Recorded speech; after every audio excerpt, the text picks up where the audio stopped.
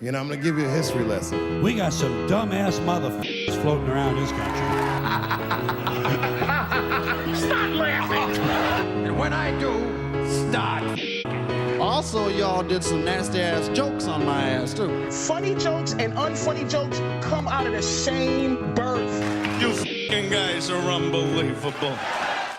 Why are you laughing? Evening, everybody. Welcome to Why Are You Laughing, a history of comedy podcast. And today, I'm pleased to introduce to you Eddie Murphy's Raw. And if you're new to the program, or you've never watched or listened to us do a review special, we've gotten comments in the past before asking, is this really an hour and a half video covering a 1 hour special? And yes, that's exactly what it is. So I figured I'd warn everyone this time beforehand. That is 100% what we're doing. Although this was a feature film, so it's actually a 90-minute runtime in total. But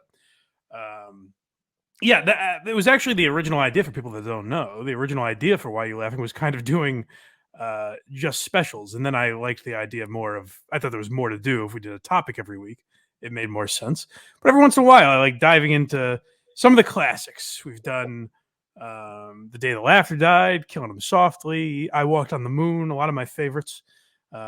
And we did Eddie Murphy's Delirious last year. So I figured it's about time to do Raw. We will do an Eddie Murphy full-on episode at some point. But as far as percentage goes, you know, in my opinion, there are specials I like better than Raw and Delirious. But as far as percentages go, the fact that Eddie Murphy basically did the two biggest specials of all time and then left is pretty incredible. So it is nuts. And at that age. Yeah, for sure. That's a good point. Yeah. So we'll get into all of that. We'll break it down. But first, I want to remind you guys to go to blindmike.net. That's where you can find all of my links. That's me. I'm Blind Mike. And if you want to find anything to do with me, go to blindmike.net. You can find all the free links to the podcast, whether it be Apple, Spotify, YouTube. You can find this podcast, Blind Mike Project, Who Are These Socials, that I do with Carl, who was a guest a couple weeks ago. Check all those out. Subscribe to the YouTube. Watch live there. I suspect this one will have a hard time getting on YouTube. I imagine, yeah. So if that's the case, if you're used to watching on YouTube and a lot of it's cut out or it's not there at all, then make sure you go to the Patreon. That's where we're able to upload uncensored videos, as well as bonus episodes. We got a bunch of bonus episodes up there for Why Are You Laughing, as well as other stuff that we do with the Blind Mike Project. So check out the Patreon, and you get these episodes a week early. There's also something, I have no idea if this is working yet, but I agreed to it on the Patreon. I think you can get a 7-day free trial on Patreon now. I think they're allowing that. So if you want to check that out, see what the bonus episodes are and all that, see if it's worth it to you, then feel free to take advantage of that. And if it's not working, let me know, because Patreon's always up to some hijinks. I like that they offer that. That's nice. I should get more people. Maybe. We'll see. Or they just consume everything in the 7 days and then they leave. Either or. It's up to you, folks. Whatever you want to do. God bless you if you can pull that off. Yes. And all right, so let's dive into it. Go to blindmike.net. And now let's get into it. Eddie Murphy's Raw was released in 1987. It was filmed in, I believe, what they call now the Madison Square Garden Theater. It's like the Feld Theater in Madison Square Garden. So you'll hear, like, I got fooled into thinking Chris DiStefano was playing Madison Square Garden. He's actually playing the theater at Madison Square Garden. Pretty impressive, but not quite, where Dice played. But what is impressive about this special is that it was released in theaters and grossed $50 million, which to this day is still the highest grossing comedy special of all time. It passed Richard Pryor's Live at the Sunset Strip. And I was on Box Office Mojo looking at it. And it's interesting because the top 10 or 11 specials are all African-American comedians. And the next on the list that isn't African-American is Gabriel Iglesias. And I think that only made $2 million or something like that. So I don't know what it is that some of the greatest, most popular specials of all time are by black comics, and that's not even including things like Bigger and Blacker and Bring the Pain, Chris Rock specials. So I don't know what that is. I'm surprised. I was trying to think of like who could have done, like which white guys could have done it. Like Dice would be the obvious answer. I feel like I'm kind of surprised he didn't, because that just feels, you can almost picture people in the theater screaming out the nursery rhymes. Yeah, that is crazy. Actually, I would have bet a lot of money that he was in there. Yeah, I don't really know who. There are a few guys that could do it. I don't know. I don't see who would do it other than Kevin Hart. Kevin Hart's actually released 3 in theaters, but the Kings of Comedy did not. They surpassed Richard Pryor. They did not come close to Eddie Murphy's. The Kings of Comedy grossed $36 million, but their opening weekend was higher. I believe Raw was $9 million the opening weekend, and Kings of Comedy was $11 million, I think. So shout out to the Kings of Comedy as well. We did an episode about them. Go check it out. But yeah, $50 million, and I think the budget was like $8 million, which is probably, I'm guessing, mostly going to Eddie Murphy. Yeah, yes, they're using fancy cameras and production and everything, but I can't imagine a special is that expensive to shoot. Definitely not. Definitely not. So yeah, they made their budget back on the opening weekend, and then it was all gravy from there. But let's get into it now. On the because this was released in theaters, what we're able to clip is not as thorough as some of the other specials we've done. So like we don't have the full closer or anything like that, but I think we did get most of it, which I was pleased with. So let's start right at the beginning, I think. With the open? Yeah, so again, it was in theaters, so they, first of all, to make it a feature film, kind of had to make it a little longer.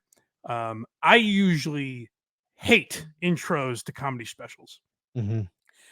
I have to say, I think this is probably the best one I've ever seen, because it kind of, what it is essentially telling the story of how Eddie Murphy became a comedian. It's very simple. Keenan Ivory Wayans, I believe, produced this. Samuel L. Jackson is in it, not very prominent, but he is in this scene. And I think the sister in this scene, Tatiana Ali, I believe that's the sister in Fresh Prince as well. So star-studded open to this special. So let's see a little bit. Basically, for context, it's a talent show taking place in the Murphy household when Eddie was a child.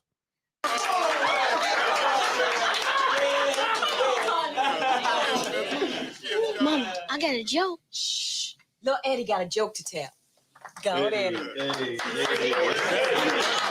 got a joke to tell.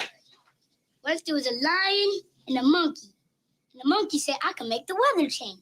The lion said, no, you can't. So the monkey started climbing up the tree. And then he started peeing on the lion's head. Now it's raining. Then he started farting.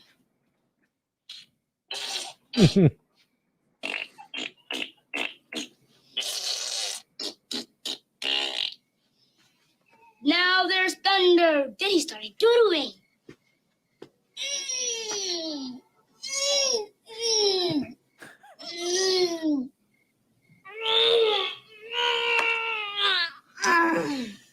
Now it's snowing. So the lion said, oh yeah, well I can make the stars come out. And then he kicked him in the ding ding.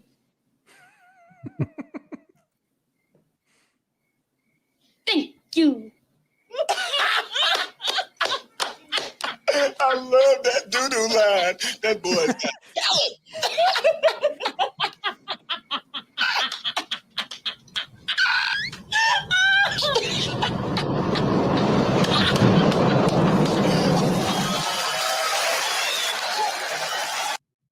So the full thing is obviously a little longer, but I thought that was a great open, actually, because it basically illustrates the birth of a comedian, kind of. Like if you watch the full scene, like his sister is singing this beautiful song and everything, and Eddie Murphy just gets up there and he's like, I've got a shit joke for you. Does that work? So, yeah, as intros go, I am glad that now specials pretty much just start. Yeah. Like they barely even have title credits or anything like that. It pretty much just gets right down to business, because even more than 9 out of 10 times I would say intros stink. I've rarely been a fan. Yeah, Dice had one basically where it was like a short film before the comedy special of him Right. trying to get like a date or something. I forget what special it was, but I was not liking it. It's often the guy trying to be more artistic than he needs to be.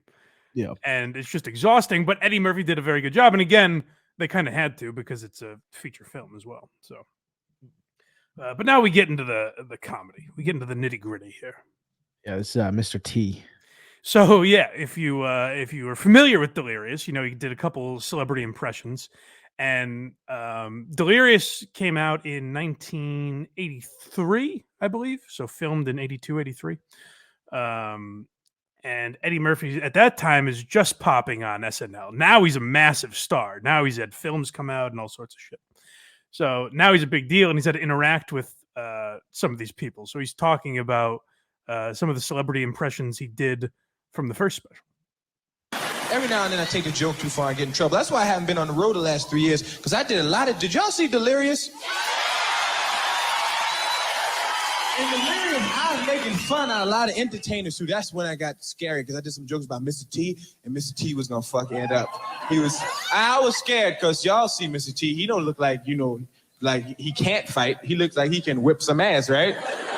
And I was petrified. I was walking parties, and people say, yo, man, Mr. T was just here looking for you. He was walking up, people saying, I'm gonna whip him over the ass when I see him. Then I watched the show, because I didn't know him. I watched the show to see what kind of guy he was, and the character on the show ain't too bright. So I figured if he came up to me, I could use the Jedi mind trick on him. Mr. T walk up and go, I heard you did some jokes about me. No, you didn't. Maybe I didn't.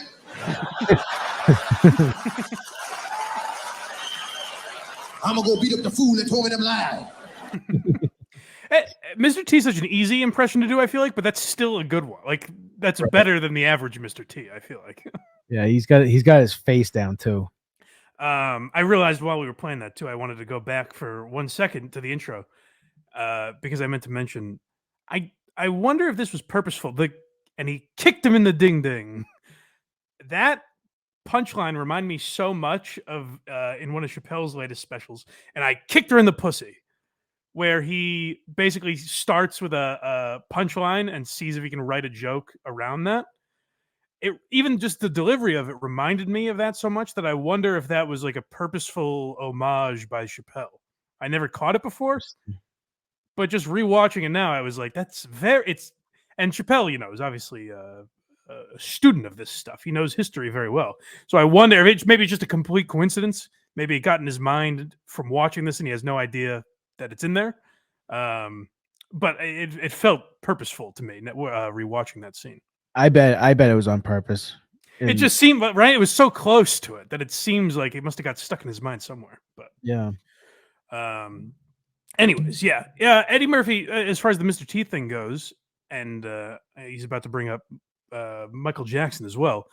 But a nice thing that I've noticed he did in Raw and Delirious is that he kind of had like callbacks to different specials, which I feel like back then was probably a lot harder to do. Now comedians have these cult followings. Even people much less popular than Eddie Murphy, have their base, and these people consume every episode of their podcasts and hear interviews that they do and things like that. So your fans are going to know inside references. In 1987, I feel like that was a lot more difficult. Eddie has a lot of callbacks to his previous special. Now, granted, the first one was so popular that I bet it's a pretty good bet that everyone in that crowd saw it. But it is still a gamble to reference something that was on HBO 4 years earlier. Yeah, and he said in the beginning there that he hadn't been on the road in the last 3 years, so maybe he's just trying to just get easy material, possibly. I don't know. Yeah, right. What's next? The Michael Jackson thing? Yep. Yeah, all right, let's hear that. I was scared. I'd be at parties here. He was looking for me. I would just leave because I don't want to fight Mr. T. Then I found out Michael Jackson was looking for me, and I was like, yo, I found my manager called me up and said, yo, man, Michael Jackson is mad. I was like, So? Because I fuck Mike up,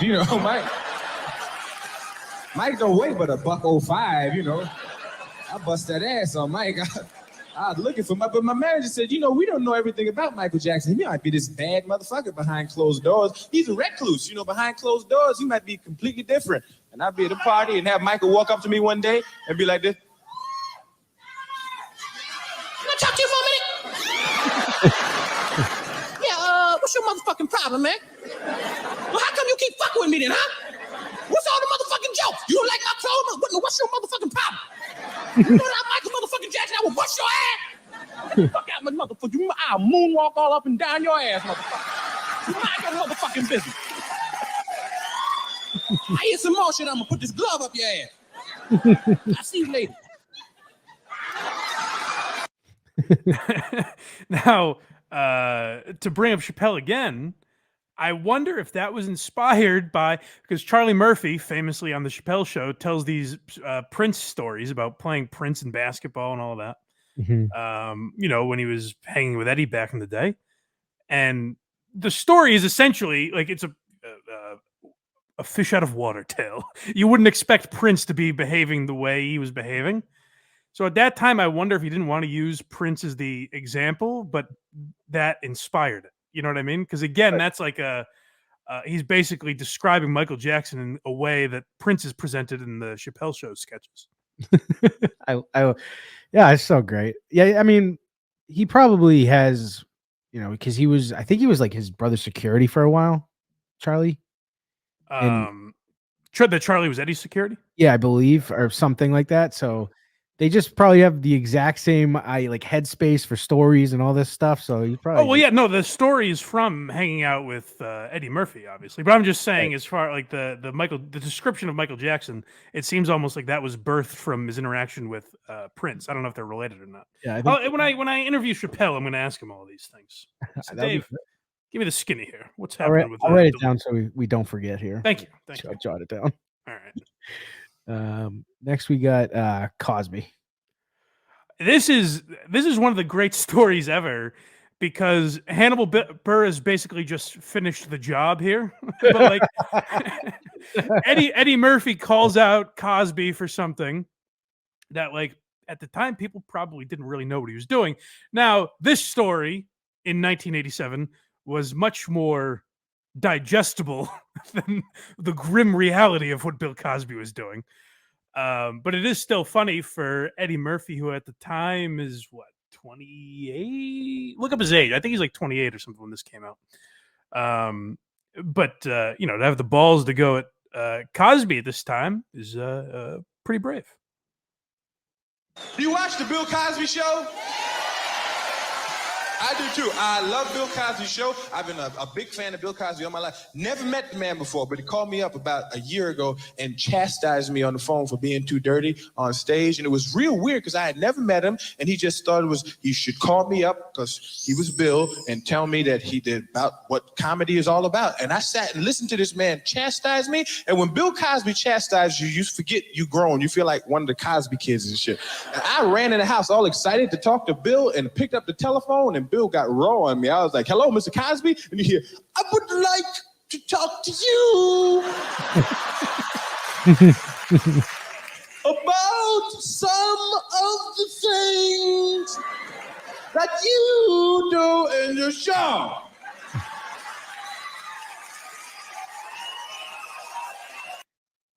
He has Cosby down so well. I wonder if that was an impression that everyone did at that time, or if Eddie's the one that kind of broke that, because he has the cadence down perfectly. Like Perfect. That is Cosby.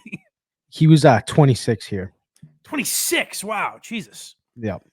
Yeah. So in Delirious, he was only 21, 22, something like that. That's insane. That's crazy. Yeah. I'm sure we talked about it in the Delirious episode, but like I don't even really count Bo Burnham because it's I feel like it's a different art form than stand-up. What Bo is doing, like, I think Bo Burnham's a genius, but I don't think it's the same as stand-up necessarily. Yeah.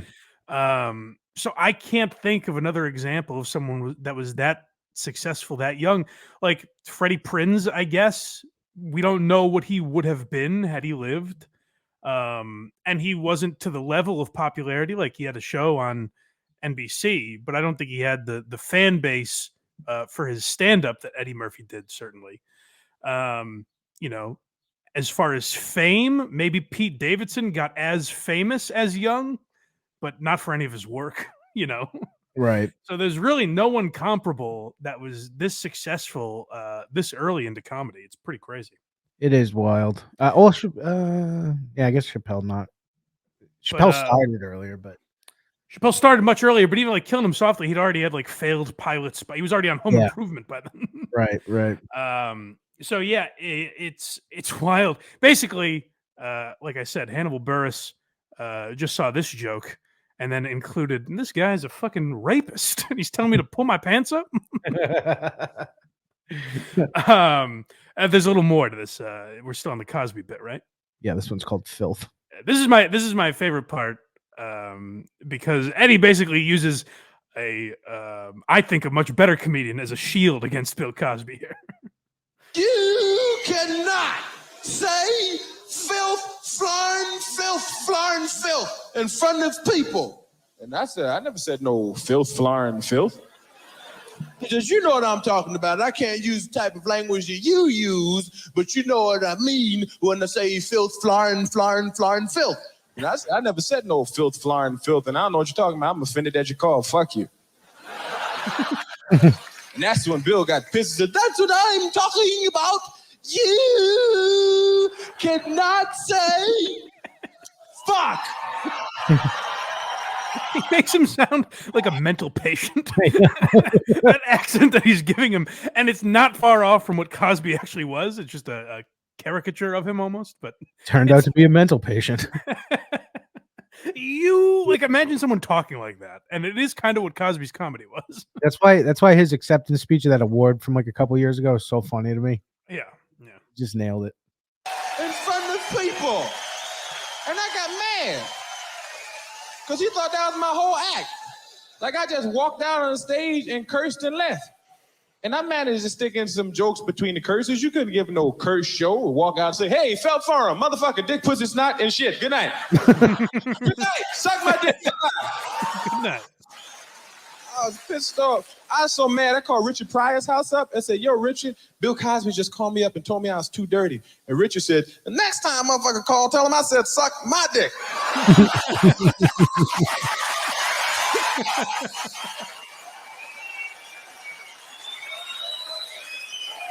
I don't give a fuck. Whatever the fuck make the people laugh, say that shit. I said, do the people laugh when you say what you say? I said, yes. He said, do you get paid? I said, yes. He said, well, tell Bill. I said, have a Coke and a smile and shut the fuck up. That's an incredible Pryor. I had a moment where I thought it was Pryor for a second. But yeah, the Cosby's philosophy on comedy and culture. I mean, obviously he was, I would say, overcompensating maybe for some of the things he was doing. It's just a total monster. but just if you just take it at face value for, you know, his thoughts on comedy, this is where I think Jerry Seinfeld is much smarter than Cosby. I know in the comedian documentary, Cosby gets a lot of praise, but this is where I think Seinfeld I would consider more of a true comedian because he can be friends with Chris Rock and Louis, like that Talking Funny special. Mark Normand that they did. Yeah, Mark. He can be friends with these much dirtier Colin Quinn. These guys that don't fit his genre of comedy necessarily, but still respect it. And Nate Bargatze's that same way, where Nate's squeaky clean for the most part. Like he says the word sucks in his latest special. And it got flagged for adult content on Amazon. It was so out of place. They didn't understand it. But Bargatze's a guy that's friends with like Big J. Okerson, who's as filthy as can be. So guys like that I have so much more respect for, even excluding the litany of rapes. if you're strictly talking comedy, guys like that I have so much more respect for than Cosby. Hannah Gadsby was the same way a few years ago, where I remember she was basically saying that if you aren't preaching in your comedy, if you don't have a message. I think the example she used was Kevin Hart. She said Kevin Hart's not a real comedian because he doesn't have a message. And my argument would be, well, like Kevin Hart or not, he's making people laugh, whereas Hannah Gatsby was making people sob. So who the truer comedian is, I suppose, is subjective. But I can't believe someone saw that and was like, let's put the comedy special label on this. Yes. Yeah. No. Well, that's the thing is like, if you want to do a one man or one woman show, do whatever the fuck you want. But to call it comedy is a little weird. It was a stretch for sure. Anyways, let's get back on track here. Yeah. Next we have emulating Pryor. Okay.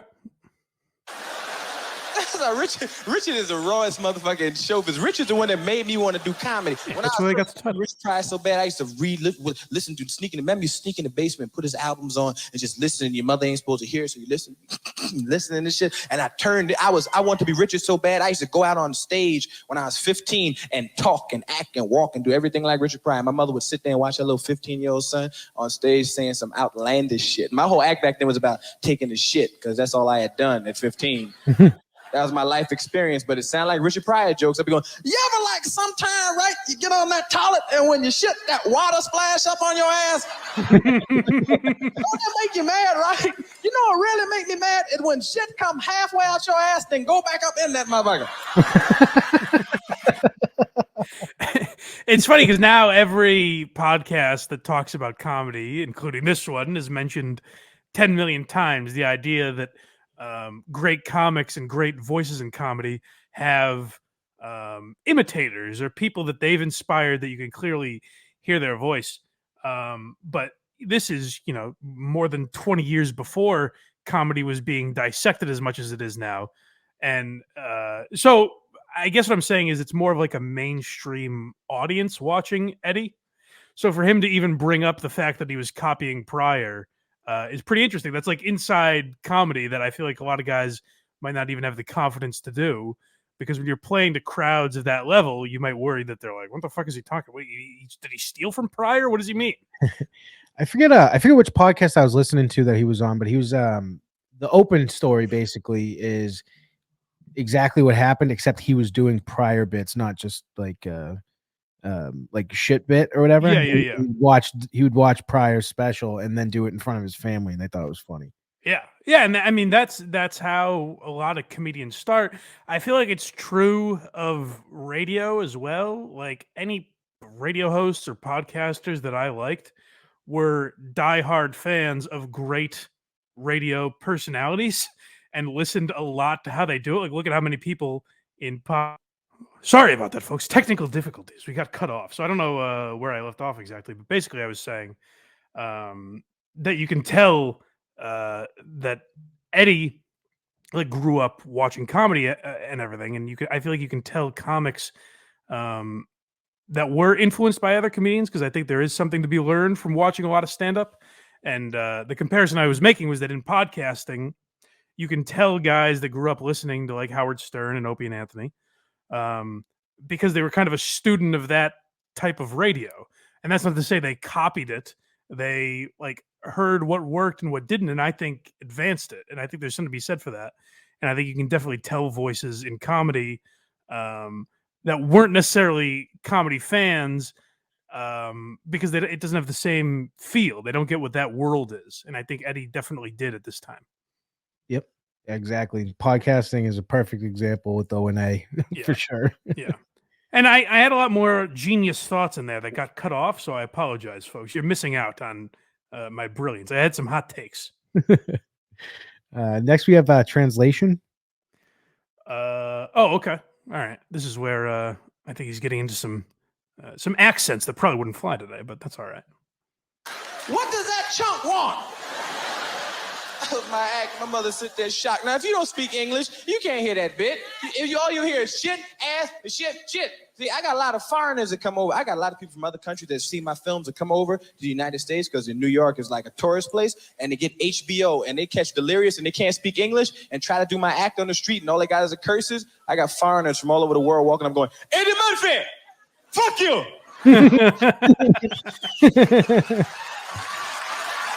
The face is so. Fuck you, Eddie. I know you. I see you on television.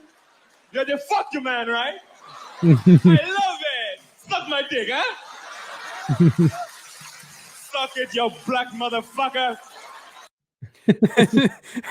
I like that because it's something people at Eddie's level are obviously dealing with constantly, and the classic example would be, someone like J.J. Walker, who had to hear dynamite everywhere he went for 40 years. Oh, yeah. So it's something that he was definitely dealing with at that time. But also, what I think is interesting is he is able to use his experience. This is something I've debated in my own mind, and a lot of people have debated, because when Eddie got that deal with Netflix, that it's probably never going to come to fruition at this point. I think COVID might have derailed it. But there was talk of Eddie having a deal with Netflix to come back and do stand-up specials. And the debate was like, can he do it after all this time off?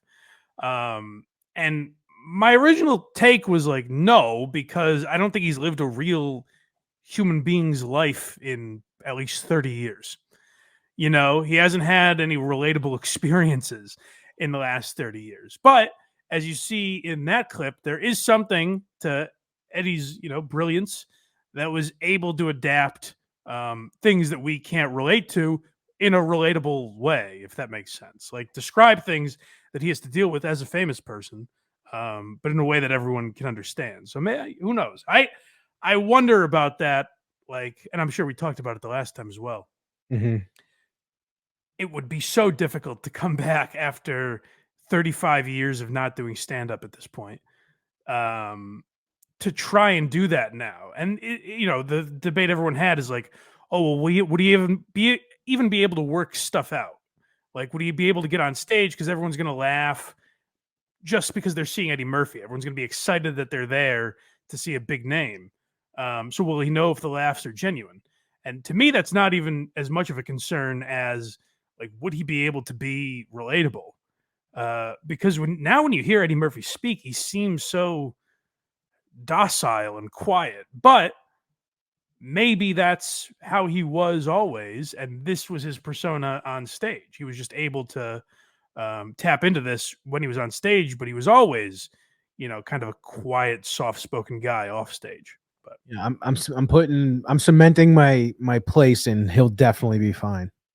Yeah, I really don't think he would, but I'd like to see it just to see if he could do it. I think he will. I think he will. I'll surprise you, Mike. We'll see. The greatest ever might surprise you and be good. Eddie, a tip of the cap. You've earned a salute from the general. This next one's VD. Oh, yeah, okay. Well, this is... I think we'll kind of get back to some of this topic. There's something that I saved. It's out of order. I saved it for last.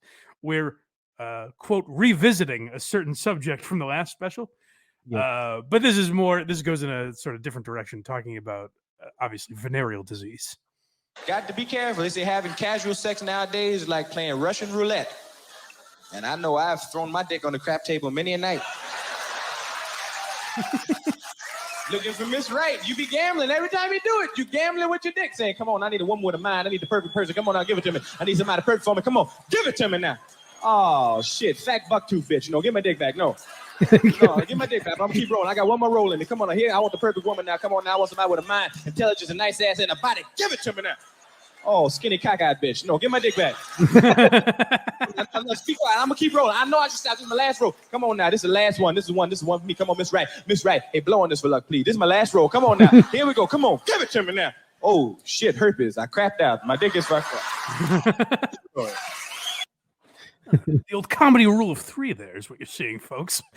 Now we start to get into what I think is a pretty interesting formula that Eddie had in these 2 specials, where at the beginning he's kind of rapid fire is probably too extreme, but like right out of the gate, he's doing he does Mr. T, Michael Jackson, Cosby, Pryor. He does all these impressions, and then he kind of settles into a groove where he stays on essentially one topic for a long time. Like he segues this into talking about women and relationships for a good chunk of the special. So it's an interesting formula, especially again for a guy in his 20s to be able to kind of come up with that. And who knows, like, this is the weird thing about dissecting art like this is often the dissectors, in this case me, will look for things that never even existed. I'm like, oh, here's the brilliance of Eddie, is that he lulled us in with his impressions, rapid fire, and then he brings up this long. Whereas in reality, he might just be a kid that didn't know what the fuck he was doing. It just happened to come out the same twice, you know? It happened to be perfect. Yeah, but if that was intentional, that's interesting for a kid, again, that young, much like Bo Burnham, to have kind of the thought process of being that formulaic and well thought out. It's pretty impressive. And next we have Carson. Yeah, well, I mean, Johnny famously had a few divorces. We've touched on that in the past, and he inspired Eddie in a way. She was so fine. She's one of the people that's so fine. When you see them, they make you ugly. You be like, God damn, who is that motherfucker? She was fine. I cut all my girls off. I said, that's it. I'm getting married. This is it. Gonna be me and her. I was so happy. And I went out and I went shopping. And I was waiting on the line. And I saw the Inquirer magazine while I was waiting on the line. And I saw Johnny Carson on the front page. It was a picture of him like this. And I said, what's up with Johnny? I turned to the inside story, and his wife was on the other page, and she was like this.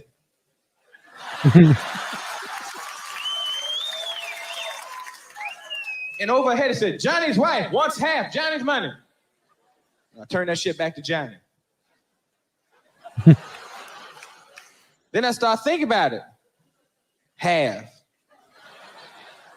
If you have $5 and have to give somebody $250, you'd be upset. Johnny had to have at least $300 million and have to give up $150 million? And they weren't even married but 10 years and $150 million? Give me a fucking break. What? What? He's flabbergasted. I don't know why I love people bringing up Johnny's divorces. I think it's just so funny. I don't know why. Just because Johnny was always like, you could tell he didn't mind jokes about it, but was also uncomfortable with it a little bit. Yeah. I think this next one's continuing on this. Yeah, I believe so. He got married, broke up, shit didn't work out, and then he had to give $150 million of his money. And don't get me wrong, ladies, I know a lot of housewives sitting out there going, well, you can't put a price on what I do. But ladies, if you marry a man with $300 million, you ain't no regular housewife. You ain't got to clean the house no more. You get a maid. You ain't cleaning shit. You marry a man with $300 million, you ain't cooking no more. You eating out. You marry a man with $300 million, you know how a lot of housewives got to get jobs on the side to help make ends meet? He got $300 million, the ends are meeting like a motherfucker. What you gonna do, get a job at a boutique on the weekends and shit? Say, here, Johnny, I made $70. Put that with the rest. Now we have $300 million and $70. I want to do my share. Put that with the rest is so funny. And there's a little you hear a little Chris Rock in there, because the example I always use is Chris Rock saying, when you're white, the sky's the limit. When you're black, the limit's the sky. And then I said that Joe List famously asked him about that, and he's like, it doesn't mean anything. Eddie there saying, like, the ends are meeting like a motherfucker. It doesn't mean anything. It's just fun, like, you know what he's saying, and it just sounds funny. Yeah, so there's no ends to be met. That's good. It's wild that everyone has pretty much agreed that's an insane law or rule or whatever it is. The idea that Johnny would have to give up half his money. You know, as far back as the 80s, people have been saying that about celebrity divorces, and it's just still the same. There's like no one doing anything. It's like, yeah, that's how it is, I guess. That's why Johnny Depp was an anomaly that he won that case. A blow from men. Everyone was like, thank you, Johnny. This one is called Bush Women. This is actually when I referenced accents that may not fly now. This is kind of what I was referencing. Of course, Eddie Murphy would probably get away with it, but some people might not. Because I ain't getting caught. I refuse to get caught out there. Fuck that. And I'm bringing her home and lock her up in the house. You go off to Africa and get you a bush woman, you can't let her mingle with American women because they'll change that shit up. American women stick together. Last thing they want to see is you got some trained bush bitch in your house. They will catch her by herself in the kitchen and throw a monkey wrench in your whole program.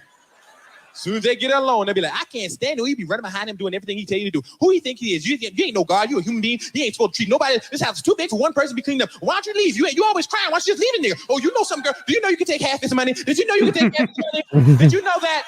Did you know you entitled? He didn't tell you entitled to half? Oh, he only told you half the story then, girl. You can take half the money, the car, the house, the children, all the money he got. You can buy all the zebras and bones you want. Go back home in style, girl. You don't have to put up with this shit and get your hair done right. Cut that big afro shit off and go back home to Africa in style. Who the hell he think he is? Let me tell you something else about Eddie Murphy. That motherfucker ain't nothing but a butt. Oh, hi, Eddie. How you doing? Oh, I didn't know you was here. You scared me. Ooh, I can't stay. I was just talking to Fufu about a couple of things,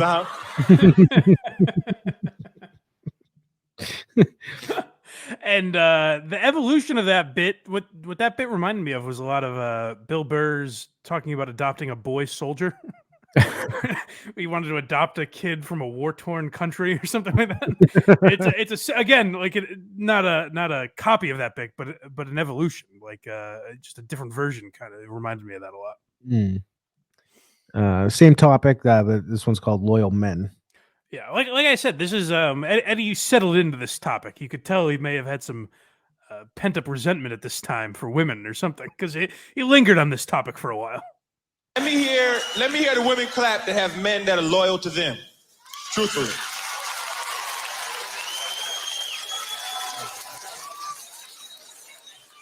I see y'all some disillusioned ladies clapping right now. And let me hear the men clap. Let me hear the men clap that are loyal to their women. Stop. You lying motherfuckers, stop. Stop.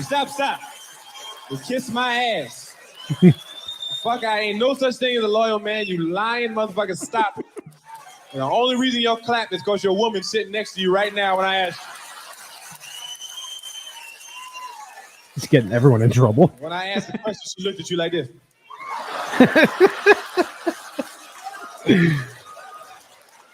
You gonna put your hands together? Better stomp your feet and light a match for this pussy, goddammit. Stand your ass up and clap. She's number one. I love his choice of phrasing a lot more than I thought I would. Like a big thing the reason I like guys like Gary Gulman is because I think the way they phrase things is so beautiful, like the language that he chooses. Oh yeah. And I never really realized how much I would like that about Eddie. Like I didn't grow up. I grew up in an era where I knew Eddie Murphy as Dr. Dolittle and the Nutty Professor. So I wasn't watching Raw or Delirious when I was a kid. So I didn't know I would like his stand-up as much as I did, but just his phrasing of things like, you going to put your hands together? And it's so much, for whatever reason, that is so much funnier than saying, are you going to clap? Like, just his guys that have the ability to pick apart certain phrases like that, I really enjoy. You know how, like, Bill Burr, when he does, like, the female impression, it kind of is based off his wife now? Sure, yeah, in a way. Yeah, so like it's a stretch, but I'm curious where the inspiration for this female that he always does came from. He did both specials. Right. Well, that's another interesting thing because I keep going back to his age. At 26, it's interesting. Obviously, I'm sure he's had a lot of experience with women at this point. But like, I wonder how much a 26-year-old Eddie Murphy, a 26-year-old very famous Eddie Murphy, I wonder how many like long-term relationships he was in. You know what I mean? So it is an interesting question to know what he was drawing from at this point. I want to know real bit. He doesn't do like much, and it's annoying because I just want to know so many. We'll write it down for the Eddie Murphy after we have Chappelle on. We'll get Eddie on. Yep. Where do you? What inspires you, Eddie? Where do you get your ideas from? Well, you know what? We haven't mentioned Norm in a few weeks at this point, so this is my chance to have a ham-handed Adam Egget segment when Norm would make him ask guests, so where do you get your ideas from? Super Dave Osborne would just stare at him blankly. He was the best too. He was the best on those. But this one is Italians. Now this is Eddie was ahead of his time in this way because now the only group you're allowed to go after is pretty much Italians and like the Irish, I guess you can probably make fun of. Right. So Eddie knew that back then. Yeah, I was in the club, man. I stopped. I ain't dancing alone because I just had a fight recently, and I said I ain't dancing. I went to clubs. You get in a lot. People get drunk, go to clubs and start fighting. I had a fight with an Italian dude right after around time Rocky came out. Italian white people, period. Y'all go crazy after y'all see a Rocky movie because y'all believe that shit. Because the movies are so emotional and so real. You sit there and go like, hey, this is real.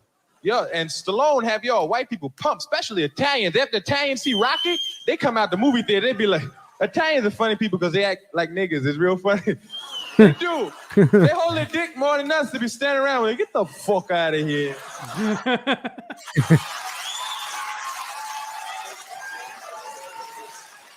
It's right here, all right? What? Hey, fuck you, all right?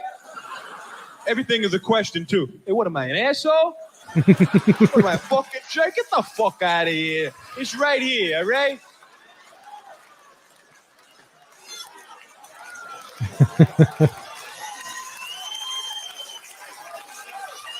The Walkers. I feel like now, because of things like the Jersey Shore and like a little bit of the Sopranos, it's become such a stereotype. Like what he's describing there has become such a stereotype of Italians. Like that's how, you know, a million people have described Italians. But I feel like back then, before that kind of wall was broken, it is a much more original thought because I feel like the easy racist jokes at that time would be like Hispanic and black, I guess. I feel like it's strange to say it's kind of a nice genre of racism that he came up with there. You know, he broke down barriers. He started going after Italians at a time where they had it easy. Genre. Oh, which reminds me, these Ginzos reminded me that Eddie Murphy broke the record for use of the word fuck in a feature film. It was like 220 something times in an hour and a half special. He used the F word, and it was beaten by Goodfellas a few years later. So good company he's in there. But Goodfellas had like 3 hours to do it. It's pretty impressive that Eddie did it in an hour and a half. Eddie Murphy and Goodfellas. Next, Rocky. Oh yeah, this is more on these dumb Italians. Go up to people standing on line and shit. Hey, Paisan, you going in to see Rocky right now? Yeah, great fucking movie. Great. You don't like this one. He comes out, Sly comes out, he breaks his big fucking nigga's face. He busts it fucking wide open. Fucking Moonlight laying on the floor, fucked up. It's fucking great. I fucking love it, man. All right, rock on. Hey, you know something? At the end of this picture now, just between you and I don't want to ruin the surprise, but Sly wins this one again. You know something? You know what I like about Stallone's movies? The realism, you know? Because, you know, that's the way you got to fucking treat those fucking moolies. They think push around. There's a big hot shot. Get the fuck out of here. Get the fuck out of my face with that shit. That's what I like about Sly. Goes in, and the moolies are beating him, and he don't fucking go down. He's not fucking going down. He comes in, he cracks the fucking moolie's hole like this. He falls on the ground. That's what you know something? You can really do that. You can really fucking do that. You see that fucking big moolie stand over there? You see that black guy over there at the line getting some candy? Yeah, all right. Now, he's about 6'5". I'm 5'2". I ain't no big guy, right? But I'm Italian. Watch this. You watch this, all right?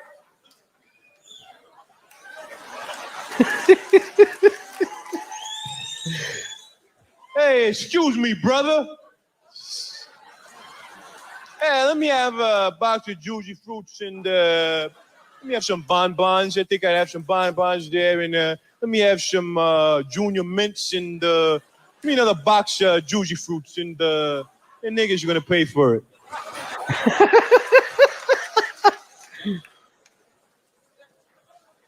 Excuse me.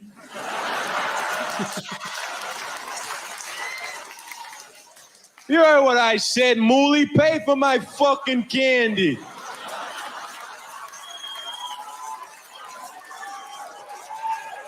Or I'll kick your ass.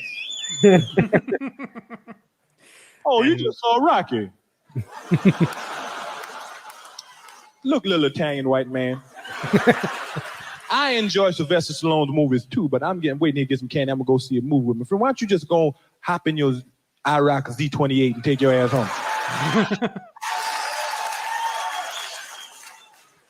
I'll kick your fucking ass. Then they hear that Rocky music. Hour later, woo, woo, woo, woo, woo, woo, woo, woo. He's not gonna make it. The big nigger named Abdullah's hand wrapped around his throat. And a box of juji fruits rammed up his ass. He's not gonna make it. He's fucked up. A few things there. First of all, as someone who has been around some older, ignorant Italians in his life, he pretty much nails it. Oh, He's got the stereotype down, at least, for sure. Sure does. But and you know, I think it does go to show you how because that holds up now, because it's Eddie Murphy doing it rather than someone else. I think it does show you how funny it is to make fun of stereotypes sometimes. Like, it's kind of a shame we've lost that ability, like the nuance to understand that we are generalizing sometimes. But he does such a brilliant job of picking apart a stereotype that I don't know at that time it had been fully formed. You know what I mean? Because again, this is a few years before Goodfellas, and I feel like a lot of what that Italian stereotype is based on is Goodfellas and The Sopranos and Jersey Shore and things like that. Whereas Eddie was doing it kind of before that was as much of a trend as it is now, anyways. The other thing I found interesting, right at the very end there, he does a white guy voice that he breaks out a couple of times. And again, to reference Chappelle. I was going to say that is... It reminds me of the Chappelle voice, but the one thing I give Chappelle credit for, as a white man myself, I appreciate that he did this. He's the only black guy. Like, if you listen to Eddie or Damon Wayans or any of these guys, they always go higher. It's always a, hey, how you doing? Dave is the only one that went lower. Dave, I'm going to race him. Yes. That's true. So credit to Chappelle for that, at least. Next is revisiting something. Okay, yeah. So, like I said, we don't have the closer. His closing bit is a 10-minute bit. I didn't even know like where to cut it necessarily, and the very end is cut off on everywhere I found it, which was a little annoying. So I don't have it, but it is a callback to Delirious, where he's talking about his drunk stepfather again, and he basically talks about a fight that he got in, and having to call his parents, and his stepfather in the background, and just the horse shit that was spewing out of his mouth. And again, it's interesting to close on a bit that is like kind of paying homage to the first special, just because, like, in a way, I mean, it stands up on its own, but in a way, it is having the confidence that, like, okay, everyone that saw this definitely saw my first one as well, which is kind of a gamble in a sense. In the same way that, like, you know, Patrice O'Neal was relying on the fact that everyone in the audience knew who Natalie Holloway was, and no one knew the name of that other girl. Right. I feel like it's not a one-to-one comparison, but it is a similar type of confidence, I feel like. Definitely. So, yeah, like I said, you have to be pretty confident to wear a leather getup like this to be. Yeah. So, it's funny you mentioned that. Amy Schumer famously did something called the Leather Special, where she wore leather, I guess, kind of as a joke, because, like, that's what comedians do. Was it that? I feel like other than Eddie Murphy and Chris Rock, I can't think of a lot of guys doing that. Was that prominent back then? I'm sure, but I wonder if she's... I know everyone comes out in a leather jacket at least once. Is that right? Yeah, maybe I've never noticed because I can't see anything, but those are the only two that stand out to me. So maybe I'm wrong. Those are the best ones. So yeah, we are. There is a track that I can't say the name of from Delirious. If you want to hear it, go to verygoodshow.org. Yes, and there's a track with that word revisited on this special. So we'll play a little bit about that, and then we'll talk about the controversy that followed it. Stop. Now, see, I did jokes about I did jokes about homosexuals about a couple years ago, and faggots were mad. They were like, it's nothing like having a nation of fags looking for you. I'd be at parties. There's always 2 or 3 homosexuals at a party, and they'd be standing around looking at you. They'd be looking at everything.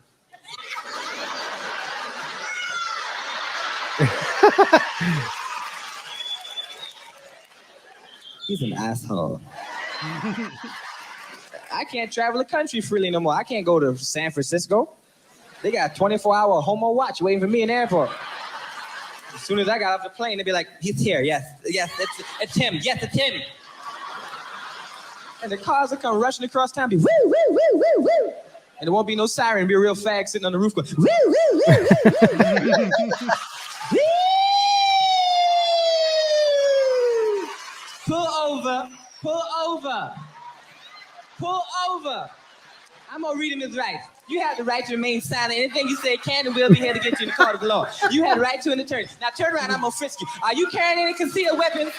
Are you carrying, what is this? What is this? Lay down on the floor and spread it. Woo!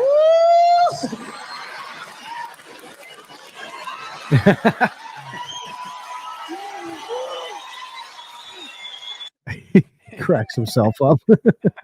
It's wild to me that 2 of the most famous specials of all time have tracks on them with that word and then that word revisited. It's hilarious how poorly it holds up.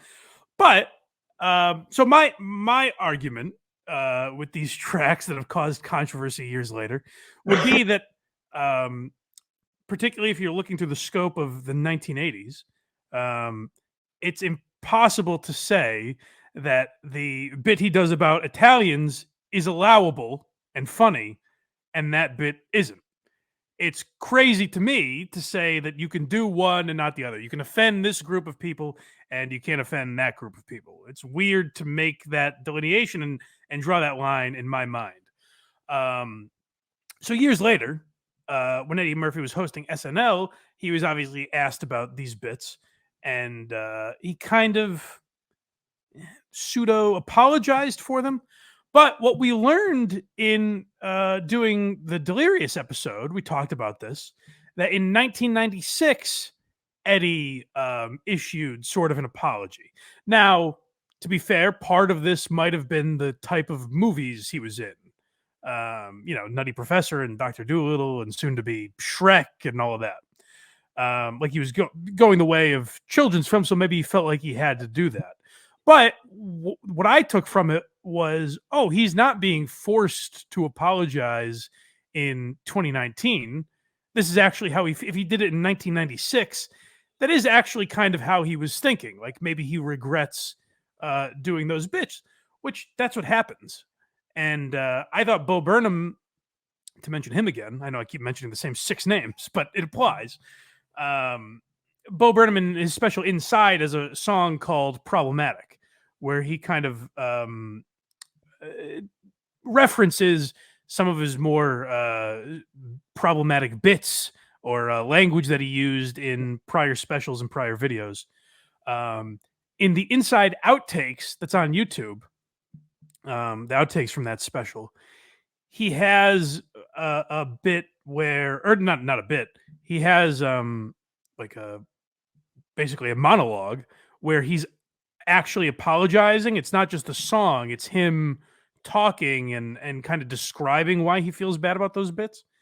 And I was always glad that he got rid of that from the main special, because in my mind, it's much more artistic and interesting and nuanced to do it the way he did it in the original version than to just come out and be like, oh, don't I suck? I don't think you have to be that blatant about it. So like when I hear Eddie, discussing this in 1996, I think like, maybe his mindset is more nuanced than we realized, and it wasn't just him feeling pressure and just knee jerk apologizing. And I think we have a clip here from YouTube channel that I've referenced before, Comedy Hype News, that kind of puts that into perspective. This is a different quote that I was referring to. Some of it I cringe when I watch it. That's not to say I don't appreciate it. I appreciate it, and I'm looking at it in the context of the time. I'm a kid saying that. And when asked about regrets, Murphy would respond, none whatsoever. Nah. In the interview, he would further discuss making a stance at the Oscars and his big comeback. Now, this recent statement appears to be on a slightly different note than his previous apology in 1996, in which he would publicly apologize for his jokes on AIDS and homosexuality. I deeply regret any pain all this has caused, just like the rest of the world. I'm more educated about AIDS in 1996 than I was in 1981. I think it is unfair to take the words of a misinformed 21-year-old and apply them to an informed 35-year-old man. I know how serious an issue AIDS is the world over. I know that AIDS isn't funny. It's 1996, and I'm a lot smarter about AIDS now. And again, I keep making the Burnham comparison because they were both so successful so young. And basically what Bo Burnham says in his apology, for using the same word, by the way, is that, like, yeah, I wouldn't do that now. And I kind of regret and am embarrassed that I did that. But I was 16, first of all. I thought it was funny at the time. And I wouldn't be the guy I am now if I didn't do that stuff. And I think that's true of Eddie Murphy, too, where, like, and I think we are kind of getting to that point where there is a little more nuance to things, and I think we're starting to understand that, like, it does take Eddie Murphy being that guy that he was in 1981 or 1982 and 1987 to become what he later became. Like, it's an evolution. It's just being a human being, essentially. He's an interesting guy. He certainly is. Yes. Yeah. Well, like, he's gotten to his own share. He's delved into the LGBT world himself. So maybe we'll get into that we'll do a full Eddie Murphy episode. But like I said, these are two of the greatest specials of all time, by all accounts. They've inspired so many comedians and influenced so many comedians into getting into comedy. And just shape their act. Like I said, I know I referenced Chappelle a lot in this one. I do think of Chappelle as a different.